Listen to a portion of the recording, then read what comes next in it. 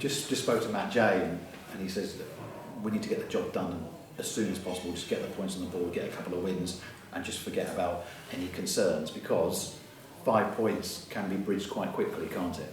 Absolutely. You know, we're not being complacent in any way, shape, or form. We've been very close to winning games over the last few weeks, and I think there's small details and fine margins that are the difference in the games, and we want to get those wins, and we want to get mathematically safe as quickly as we possibly can, so that not that we can relax, but so that we know that we're safe, and then we can start looking ahead and building into what we would want to be a more positive season next year. Because the last couple of games in particular, you've looked very good when chasing the game and sort of really trying to force the issue. Not to say you haven't started games badly, but when you have to force the issue, you've looked like you've got goals in you. Yeah, that's been really pleasing. I think we went through some stats with the players earlier in the week, where number of shots on target, the expected goals has been really high compared to the average for the season. So that was pleasing. That was really pleasing last week. It's been quite frustrating because we're starting games well, and then there's just been a moment that has put us behind. So, you know, a refereeing decision at Leyton Orient and some sloppy play on our part last week gave us a more difficult task.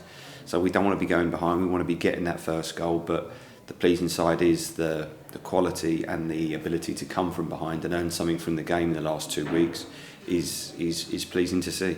I mean, we talk about a lack of goals in 34 goals in 38 league games this season probably tells you all you need to know. But the last couple of games, you must be pleased with the number of opportunities that you're creating. I think if we create as much as we did last Saturday, we should be scoring at least 2-3 goals, at least on what we created. So if we keep doing that, we need to also focus on clean sheet. You know, that's a big priority for Saturday. We've done a lot of work on that this week. And if we can get ahead in games, I think it will suit us better. I think it will make other teams come out at us more, especially at home, and then it'll make us more effective, I believe. So, yeah, we're pleased with a number of the factors. We're just trying to put together an all-round performance and get that win that will make a big difference. It'll make a big difference to us, and it'll give us confidence into the remaining games. Matt Jay just referenced as well how difficult it is when you do go behind to break teams down. Do you hear that from dugouts? Do you hear that from other technical areas about them sort of trying to almost shut the game down? I think Stockport did it really well. I think once they went 1-up, they were perfectly happy for 1-0. It was literally, they changed their shape to combat ours, and it was literally a focus on stopping us, making sure that we didn't score. A lot of teams do that. A lot of teams run down the clock and all the dark arts of the game, if you like. That's part and parcel of the game. We have to keep pushing and forcing the tempo, which we've done really well last 2 games.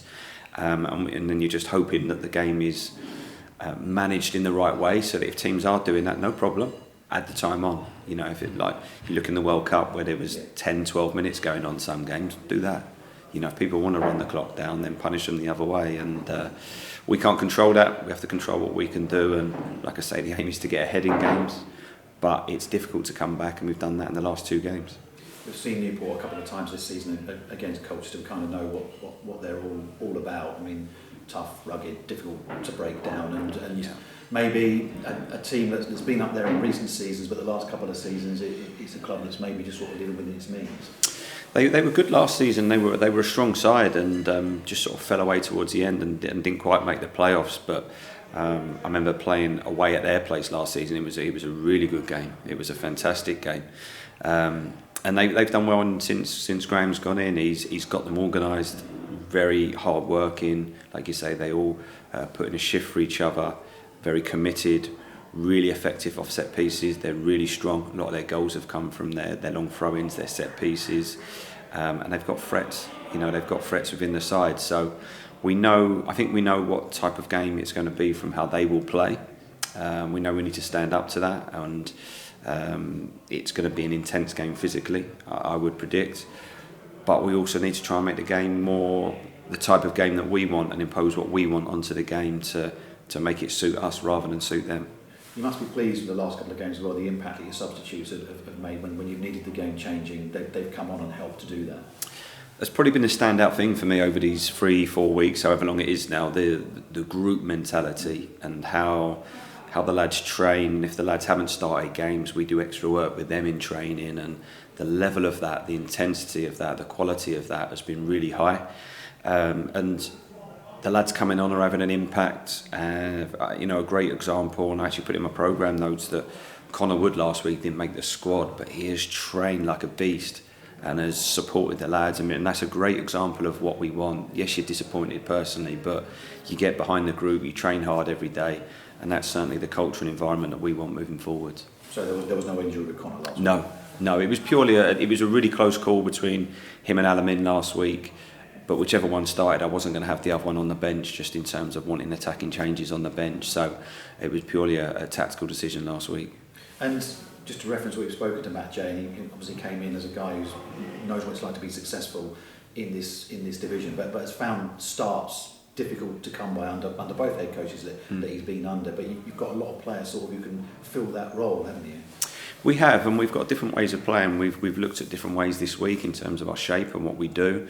And it's trying to find the right balance between getting results first and foremost, what suits the players, and then also what I want to start getting towards and what we want to build as a club now. So we're trying to find a combination of those things, but the ultimate priority is winning games in the short term. So we're picking the teams that we think are right for each game.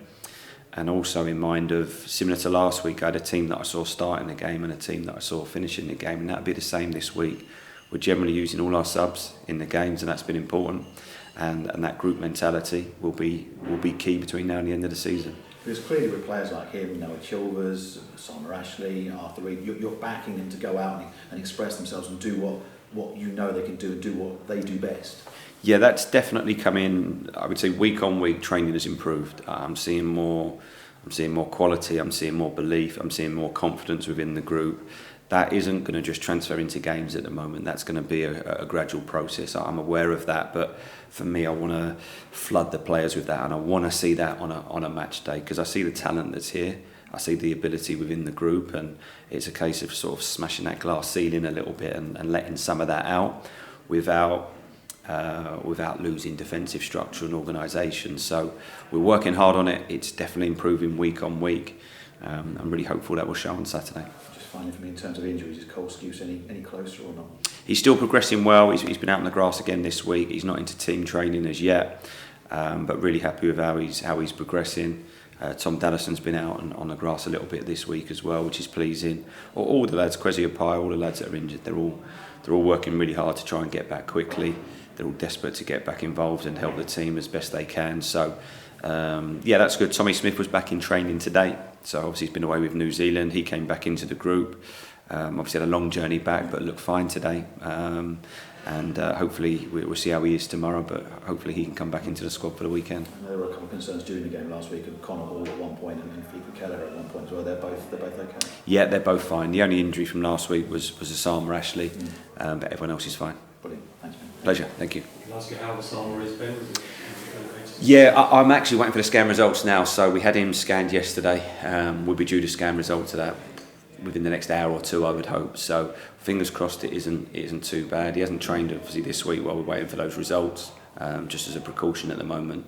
And then once we get those results, we'll know in terms of time frame and what we can do in terms of pushing him and getting him back. Yeah, it was a hip injury, wasn't it? It was hip, yeah. It was just his hip flexor. So, like I say, we've had it scanned. So always the safest thing to do and the right thing to do in those circumstances. It's interesting you say it may be a slightly physical game on Saturday, potentially. Does that affect your thinking in terms of your starting lineup at all? Yeah, you always have to look at what the opposition do. We're trying to sort of build towards an identity now about what we are and how we play. But you always have to look at the opposition, understand what they do, and it's about nullifying what they do and then trying to make the game more about our strengths and our way of playing. We've worked hard on that this week. The players have been really good again. And like I say, hopefully we can take that into the performance on Saturday. Samson Davido came in for some stick last Saturday from their defenders.